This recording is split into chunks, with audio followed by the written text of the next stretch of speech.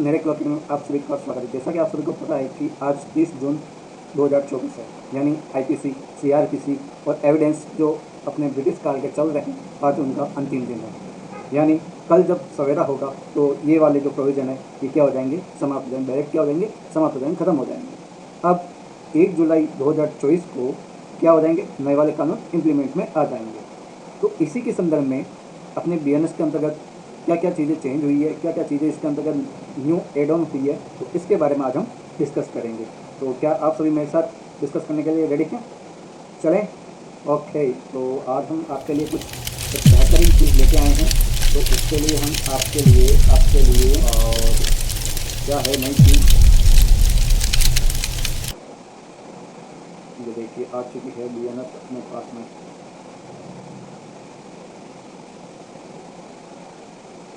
एक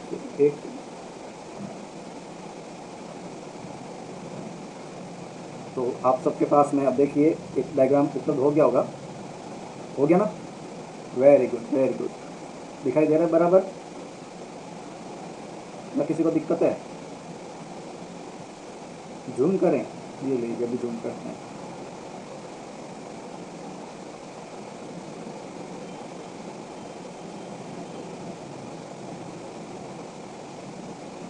ठीक है,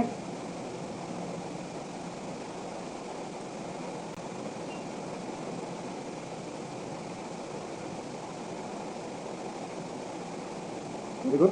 चलें, देखिए कि आपको पता होगा कि अगर कोई भी अपन कानून बनाते हैं तो सबसे पहले क्या होता है, इस संसद के अंतर्गत उस कानून से संबंधित विधेयक रखा जाता है संसद के सामने, चाहे वो लोकसभा हो चाहे वो राज्यसभा हो।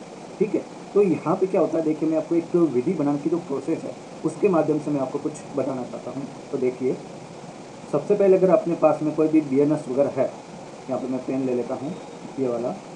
अब देखिए अपने को क्या बनाना है, बीएनएस बनाना है या बीएनएस बनाना है या ये बीएसए बनाना है। ठीक है, अब इसके लिए आपको क्या करना होगा, क्योंकि कोई भी विधि बनाने की जो प्रक्रिया है, लॉ मेकिंग जो प्रोसेस है, उसको आपको ध्यान से समझना है।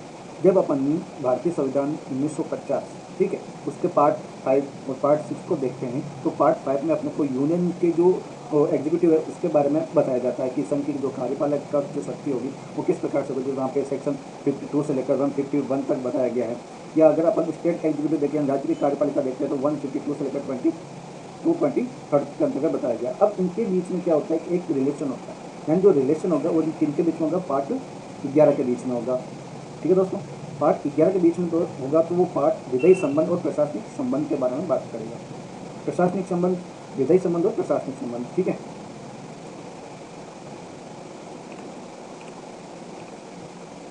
Okay, wait and watch should be.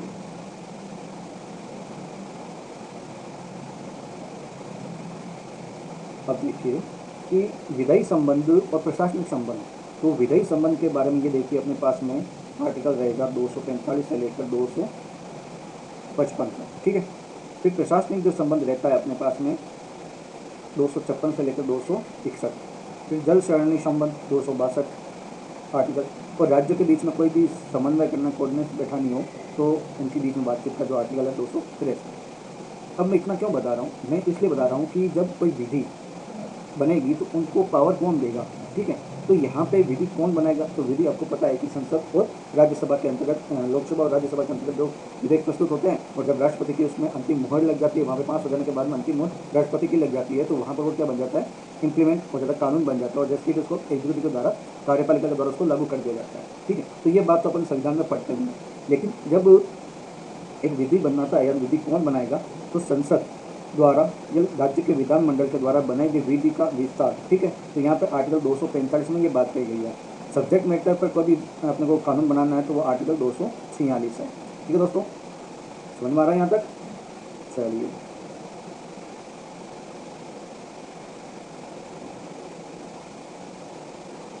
अब देखिए अगर अपने को 245 के अंतर्गत विधि बनानी है, क्या बनानी है, विधि, यानी अगर अपने भारत के राज्य क्षेत्र के अंतर्गत बनाना हो, अंदर ही अंदर बनाना हो तो यहाँ पे, और अगर बाहर बनाना हो तो 245 का 2 काम आएगा। ठीक है, अगर आपको भारत के अंतर्गत बनाना है तो संसद क्या करेगी, पार्लियामेंट यानी संसद मेक और लॉ, संपूर्ण पार्ट के लिए या किसी एक पार्ट के लिए वो क्या कर सकती है, विधि बना सकती है। राज्य विधायिका विधानमंडल क्या करे, स्टेट के लिए कोई भी विधि बनानी हो तो वो संपूर्ण के लिए बना सकती है, किसी एक पार्ट के लिए बना सकती है। अगर अपने को भारत के किसी बाहर या राज्य क्षेत्र के अंदर कोई विधि बनानी हो तो उधर वो विधि क्षेत्र कौन सा है, भारत का ही है, लेकिन उसके सीमांकन सटे हुए हैं। तो संसद ने कोई भी विधि बना दी है तो उसके जो ग्राउंड है वो अविद्यमान्य नहीं होंगे। अगर उसके संबंध में देखिए, अगर यहाँ पे सपोज करो ये अपना भारत है और यहाँ पे की विधि बनाइए तो यहाँ पे जो ये रहने वाले जो लोग हैं ना, इनके लिए भी क्या हो गया, इंप्लीमेंट का काम है। क्यों? क्योंकि भारतीय सीमा के एकदम सटे हुए हैं। इस वजह से क्या हो गया कि उसको अविद्यमान्य घोषित नहीं किया जा सकता। यानी एक टेरिटोरियल के रूप में भी ये काम आता है। एंड टेरिटोरियल ऑफ नेक्सस का भी सिद्धांत चलता है। ठीक है, अब बात मेन अपने को ध्यान में रखना है कि जब कोई भी सब्जेक्ट मैटर पर अपने को कानून बनाना हो, ठीक है, तो सब्जेक्ट मैटर पर अपने 3 लिस्टें काम आती है, संघ सूची, राज्य सूची और समवर्ती सूची। संघ सूची पर काम करने वाला कौन होगा, सेंट्रल गवर्नमेंट होगी। राज्य सूची पर काम करने वाला कौन होगा, राज्य स्टेट गवर्नमेंट। समवर्ती सूची पर संघ सूची और राज्य सूची के दोनों मैटर इसके अंदर नहीं दिए गए, लेकिन वहाँ पर समवर्ती में दोनों ही यानी राज्य सरकार और पार्लियामेंट दोनों ही काम करेगी। ठीक है, तो यहाँ पे देखिए 97 सब्जेक्ट हो गया, 61 इसमें है और 52 इसमें, सॉरी 47 है ना, 47 इसमें है। अब संघ सूची, अगर ऑफेंस संघ सूची का है तो पार्लियामेंट विधि बनाएगी। अगर ऑफेंस राज्य सूची का स्टेट लेजिस्लेचर विधि बनाएगा। अगर ऑफेंस संघ सूची राज्य सूची का है तो वहाँ पे पार्लियामेंट और स्टेट लेजिस्लेचर विधि बनाएगा। समझ में आ रहा है यहाँ तक? Okay, very good.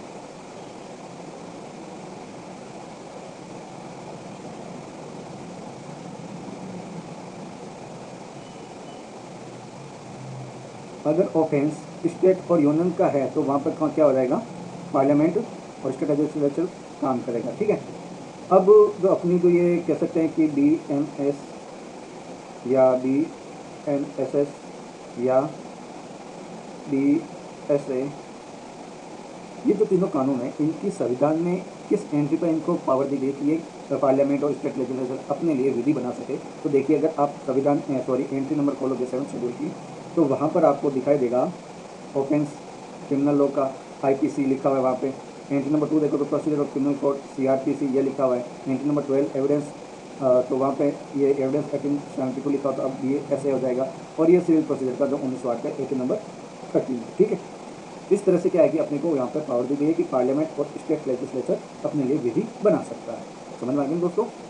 चलिए, प्रॉपर, ओके ओके। अब देखिए, जो अपना कानून बना है यानी BNS 2023 या भारतीय न्याय संहिता, तो इसके अंदर कितने क्या चैप्टर हैं, कितने क्या है, वो भी अपन देखें। सबसे पहले इसका अगर एक नंबर देखें तो 45 है। यानी जब ये रखा गया था बिल, कब रखा गया था, अगर दिसंबर में रखा गया ना, अक्टूबर में रखा गया, चलो अक्टूबर मान लेते हैं, रखा तो गया था ना। तो जब ये बिल रखा गया था तो जो पहले से बिल थे और उसके बाद में 45 नंबर वाला बिल अपना था। ठीक है, तो ये बिल नंबर हो गया। अधिनियम चैप्टर कितने, 20 चैप्टर है। टोटल सेक्शन कितने, 358 है। राष्ट्रपति की सहमति 25/12/2023 को मिली। लागू कब होगा, 1/7/2024 को, यानी कल लागू होने वाला है। कौन सा आर्टिकल सेक्शन लागू नहीं होगा, 106 का क्लोज 2, ये क्या हो जाएगा, अभी तक प्रभावित में नहीं आएगा। क्लियर हुई बात? अब जो अपना IPC था पहले का, तो वहाँ पर उसका कुछ बैकग्राउंड भी वो भी हम कल का एक बार देख लेते हैं। 1833 में चार्टर एक आया था। 1834 में प्रथम विधि आयोग की रिपोर्ट बनी थी। उसमें फिर लॉर्ड मैकाले साहब ने क्या है कि एक ड्राफ्ट रखा था जो IPC 1860 था। उसके अंतर्गत 511 सेक्शन थे, 23 चैप्टर थे।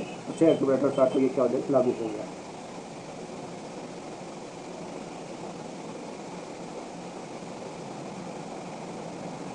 और उसके बाद में 21 अक्टूबर 2019 को जम्मू कश्मीर का भी ये लागू हो गया था। ठीक है, तो ये वाली चीज़ थी। अब जो अपन BNS पढ़ रहे हैं, क्या ये BNS भूतलक्षी प्रभाव रखेगा या नहीं रखेगा?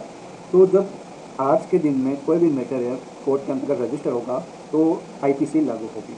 ठीक है, लेकिन दिनांक कल यानी 1/7/2024 को कोई भी मैटर रजिस्टर्ड होगा तो वहाँ पे IPC के प्रोविजन अप्लाई नहीं होंगे। वहाँ पे कौन से प्रोविजन अप्लाई हो जाएंगे, BNS 2023 वाले जो प्रोविजन होंगे वो क्या हो जाएंगे, अप्लाई हो जाएंगे। समझ गए ना मेरी बात? ठीक, तो आपके लिए कुछ एक सरप्राइज़ है कि हम लोग कल से क्या करने वाले हैं, इनको एक रेगुलर तरीके से BNS को पढ़ने वाले हैं।